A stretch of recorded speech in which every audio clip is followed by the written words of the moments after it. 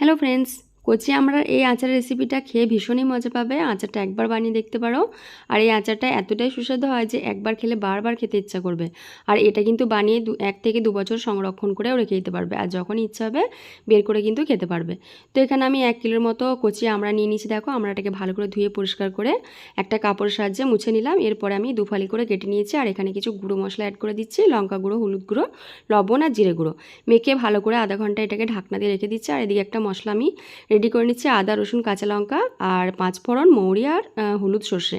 তারপর এটাকে একটু অল্প ভিনিগার দিয়ে এখানে আমি এটাকে পেস্ট করে নিচ্ছি। এটা খুব মিহি পেস্ট করা যাবে না, দরদরা পেস্ট করে নিয়েছি।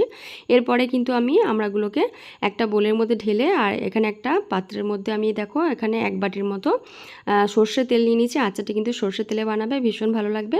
তো তেলের মধ্যে রসুন আর শুকনো লঙ্কা দিয়ে যে মশলাটাকে আমি পেস্ট করে রেখেছিলাম সেটাকে দিয়ে নাড়াচাড়া করে কষিয়ে নেবো।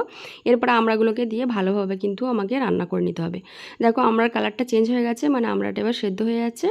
এরপরে আমি এর পর্যায়ে কিন্তু আমি অল্প লবণ দিয়ে দিলাম। এখানে কিন্তু লবণটা কম ছিল।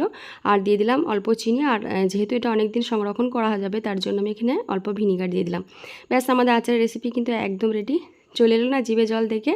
তো তোমাদের কেমন লাগলো জানিও, আর ভালো লাগলে লাইক শেয়ার সাবস্ক্রাইব করে দিও। Bye bye.